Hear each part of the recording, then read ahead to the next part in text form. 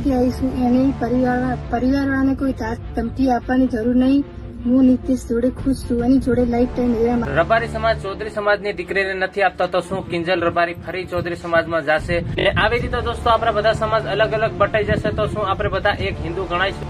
ચૌધરી સમાજના લોકો બંગડીઓ પહેરી લો એવું દોસ્તો આ ભાઈ કે ઉત્તર ગુજરાતમાં કોઈ ચૌધરીનો છોકરો રહે છે યા નહીં, અને રહેતા હોય તો બંગડી મોકલાવું તમારા માટે, કેમ કે બંગડીના લાયક તમે છો બધા.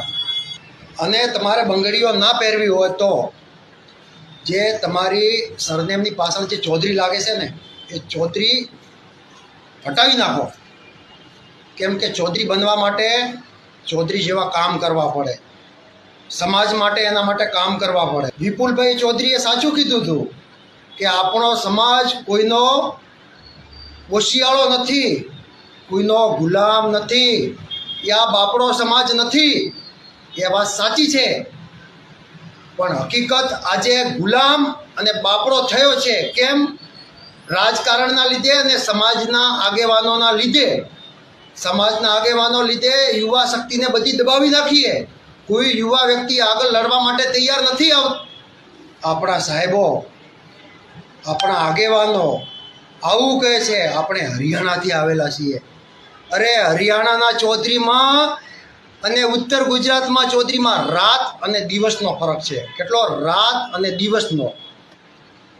એ તમે નક્કી કર્યું, તમે સાબિત કર્યું, અને ચૌધરીનું નામ તમે ખરાબ કર્યું. આટલું થયા પછી પણ અગર ચૌધરીઓના રૂવાડા ઊભા ના થાય તો એને ચૌધરીની ઓલાદ ના કહેવાય, એ સમજી લેજો.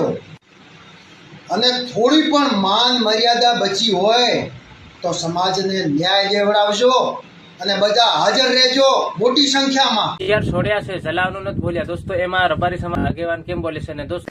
યુવાનો મારા વિરુદ્ધમાં ખરાબ લખે છે ચૌધરી સમાજને. એમને વિનંતી કરું કે રબારી ને ચૌધરી સમાજ એ પરંપરા બે એક જેવા સમાજ છે. માસી ભાઈના કાયમ વાતો કરતા હો છો. વડગામના એક ચૌધરી યુવકે મારા વિરુદ્ધમાં બેફામ ખરાબ લખ્યું છે, પણ ઠાકરસિંહ રબારી ક્યારેક કોઈ સમાજ ખરાબ નથી હોતો, કોઈ યુવાનના વિચારો. પણ મહેરબાની કરીને આવું લખવું બંધ કરે એવી પણ યુવાનોને વિનંતી કરું છું. અમે અમારા સમાજે મહેનત કરી છે, તમારા સમાજના બુદ્ધિજીવી આગેવાનોએ લાગણી રાખી છે, પરંતુ એવું લિસ્ટ કાઢવા જઈશ તો ઘણી બધી અમારા સમાજની દીકરીઓ પણ છે. તમે અપાવવા તૈયાર થતા હો તો એ પણ લિસ્ટ આપીશ, તમે લો. રબારી સમાજ હર હંમેશા તમામ સમાજોનું સન્માન કરે છે, પરંતુ મારા વિરુદ્ધમાં કોમેન્ટ લખતા પહેલા વિચાર કરજો. મહેરબાની કરીને હું સમાજની સાથે છું, પણ કાલે જે વડગામના ચૌધરીએ લખ્યું છે એમને કહું છું કે હું તમારો તમામ સમાજનો ભાઈ પણ છું, પણ મારી વિરુદ્ધમાં બેફામ ભાષામાં મર્યાદામાં વર્તજો. બાકી હથિયારો મૂકી દીધા છે, ચલાવતા ભૂલી નથી ગયો. થોડા સમય પહેલા ઠાકોરજીભાઈ તમે ચૌધરી સમાજની દીકરીને પાછી અપાવી હતી, એ બાબતે શું?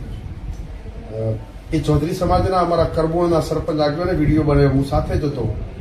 અમે દિલથી મહેનત કરીને દીકરી પાછી અપાવી છે. તો ઘણા બધા જ્યાં જ્યારે મજૂર આ તો ઇસ્યુ બન્યો અને મારા વિરુદ્ધમાં લખતા હતા એટલે અભિનંદન આલું કરબોળના અમારા ચૌધરી સમાજના સરપંચ એમણે કીધું કે અમારા સમાજની દીકરી ઠાકરસિંહ બીએફએ અભિનંદન આપું. કુંડાળિયાના દશરથભાઈ ડેપ્યુટી સરપંચ ચૌધરી એમણે એ 2 મહિના પહેલી મેં દીકરી અપાવી નથી માનતી, પ્રેમ લગ્ન કરેલા હતા રેકર્ડ સાથે રબાઈના જોડે. એને મેં પાછી એમને ખબર પડી ઠાકરસિંહ વિરુદ્ધમાં ચૌધરીના છોકરા લખે છે, તો એ દશરથભાઈ ડેપ્યુટી સરપંચ કુંડાળિયા વિડીયો મૂક્યો કે ભાઈ ઠાકરસિંહભાઈએ અમારા સમાજની દીકરી પાછી. હું કોઈ સમાજનો વિરોધી નથી, દરેક સમાજનો ભાઈ બનીને એમની ઢાલ બનીને લડવા તૈયાર છું, પણ કોઈ સમાજ વચ્ચે ઝેર પેદા કરવા યુવાનો ખરાબ કોમેન્ટ કરતા હોય તો મહેરબાની કરે. ગઈકાલે ઠાકરસિંહભાઈ નિવેદન આપતા રડી પડ્યા હતા, તો બંને પટેલ સમાજના પરિવાર છે રડતા વિનંતી કરી છે, શું કહેશો? મારી લાગણીઓ એ પાટીદાર સમાજ કે ચૌધરી સમાજ કે સર્વ સમાજની સાથે કોઈ પણ, મેં તમને કાલે કીધું હતું કે ગુજરાતની તમામ જનતાને, તમામ દીકરીના મા બાપો વતી વિનંતી કરું છું સરકાર આ કાયદો લાવે. તમામ મા બાપોની લાગણીઓને સમજુ છું. સર્વ સમાજની દીકરીઓને આજે પણ અપીલ કરું છું કે મહેરબાની કરીને દીકરીઓ તમારા મા બાપ કલંકિત ના થાય એવું ના કરો. મા બાપ ખુશ રહે. મા બાપની હાજરીએ ચોરીમાં અગ્નિની સાક્ષીએ 4 ફેરા ફરીને લગ્ન કરો. એ સનાતન ધર્મની સંસ્કૃતિ છે.